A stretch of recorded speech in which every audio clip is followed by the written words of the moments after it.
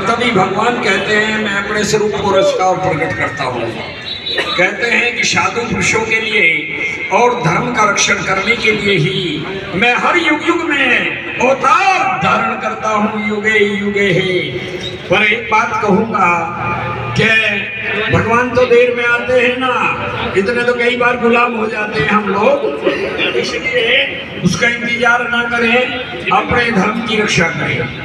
हमारा सनातन धर्म है और सनातन धर्म की सब रक्षा करें। ये साधु महात्माओं जो धर्म की रक्षा के लिए निकले हैं, ये अपने सनातन धर्म की रक्षा के लिए निकले हैं।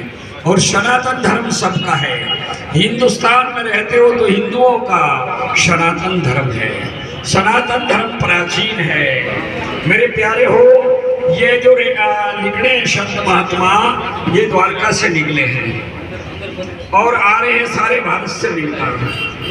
तो ये द्वारका से निकले हैं और बेड़ा बारणी होते हुए और ये अपने खंबालिया जामनगर आखा कच्छ घूमते हुए सौराष्ट्र में आ रहे हैं। ये सौराष्ट्र की भूमि है। उत्तम गांव है, क्या नाम है? अमरेली में भुगे हैं अभी। तो मैं कहता हूँ कि अमरेली धन्य भाग है, इतने शब्दों का बदला तुम्हारी नगरी में पड़ा, नहीं तो ये बुलाए से भी नहीं आएंगे, ये भी बता रहा हूँ। और बिना बुलाए घर पे आ गए हैं। गंगा एक साइड से बहती हुई आती है भारत में और दूसरी ओर बहती चली जाती है।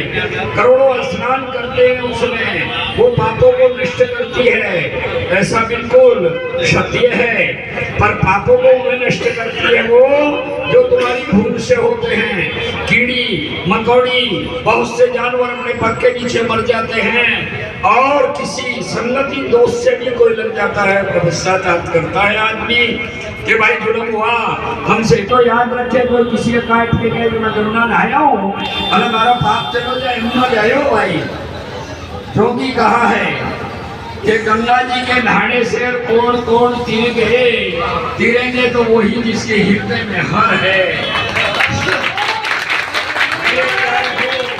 मछली तो न गिरेगी जिसका गंगा जी में घर है, तो वही गिरेगा जिसके हृदय में हर है। मेरे प्यारे हो, शंख के बजाने से कौन कौन तीरेंगे तो वही जिसके हृदय में हर है। और भाई कथा क्यों न गिरेगा जिसका संत जैसा सुर है। इसलिए हमें सवेरे तर जाने के लिए ऐसा मार्ग ढूंढना चाहिए जिसमें हम बार बार जन्म न ले, बार बार मरण न ले। शंकराचार्य जी कहते हैं, आदि शंकराचार्य, पुनरपि मरणं पुनरपि जन्मं पुनरपि जननी जठरे शयनं खलु भज गोविंदम गोविंदम भज मूढ़मते।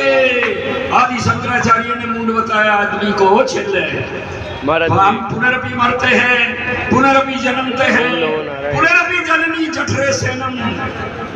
हम पुनरपि जननी माता के उदर में पड़े थे, जब हमारे पैर ऊपर थे, हमारा सिर नीचे था, हम उठवा लटक रहे थे।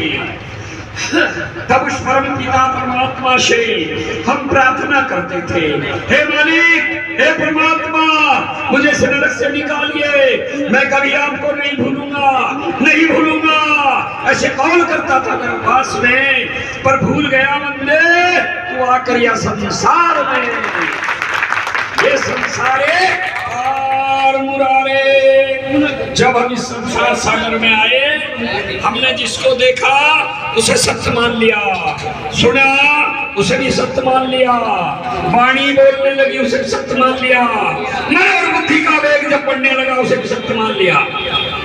पर आदि शंकराचार्य जी महाराज तो एम कहे कि इसमें एक भी सत्य नहीं, ब्रह्म सत्यम जगत मिथ्या। अरे जीव जहां तक देखता है, सुनता है, चलता है, मन वाणी और बुद्धि भी तेरी जहां तक जाती है ना, तहां तक मिथ्या ही मिथ्या है। इससे भी पर और सूक्ष्म है।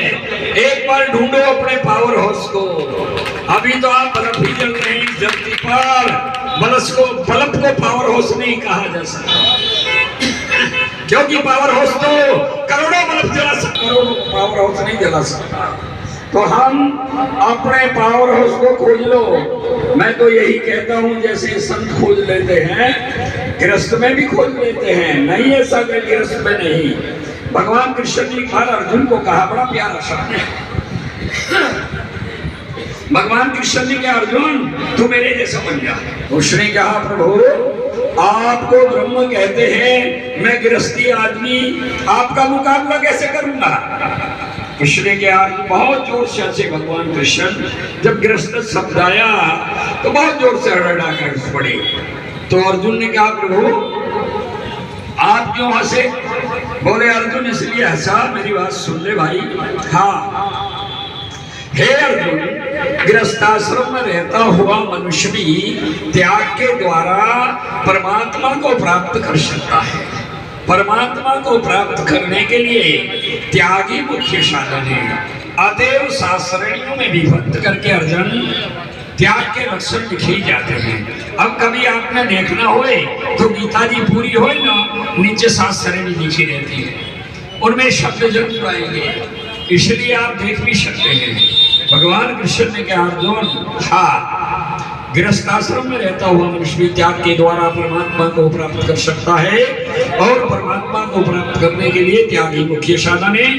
अतएव शास्त्रणियों में विभक्त करके त्याग के लक्षण संक्षेप में लिखे जाते हैं। त्याग किसे कहा जाता है। घर छोड़ देना त्याग नहीं है, पहाड़ पर बैठ जाना भी त्याग नहीं है, खड्डा खोद के जमीन में चला जाना भी त्याग नहीं है। त्याग समाधि ढूंढोगे तो बाहर नहीं मिलेगी, त्याग समाधि तुम्हारे अंदर ही मिलेगी। और त्याग समाधि तुम्हारे अंदर ही है, वो बाहर नहीं है। कोई सतगुरु की कृपा हो जाए, कोई सच्चे महात्मा की कृपा हो जाए तो तुरंत जाग जाती है। इसलिए मैंने कहा था, जाग उठो धर्म के वीरों, क्यों गफलत में सोते हो, बिना विचारे काम किए मूंड पकड़ के और रोते हो। फिर मूंड पकड़ के रोने से कुछ नहीं होता, समय चला जाता है, बात रह जाती है। मृग तृष्णा की तरह हम लोग क्या ढूंढते हैं, अपने अंदर बाहर। जैसे हिरण होता है, वो कस्तूरी अपने अंदर नहीं ढूंढता, बाहर ढूंढता है, और बहुत सारी जिंदगी ढूंढता है वो बेचारा, पर उसे वो कस्तूरी माधव सुगंध उसके अंदर से आ रही है, और वो कस्तूरी उसे जिंदगी में नहीं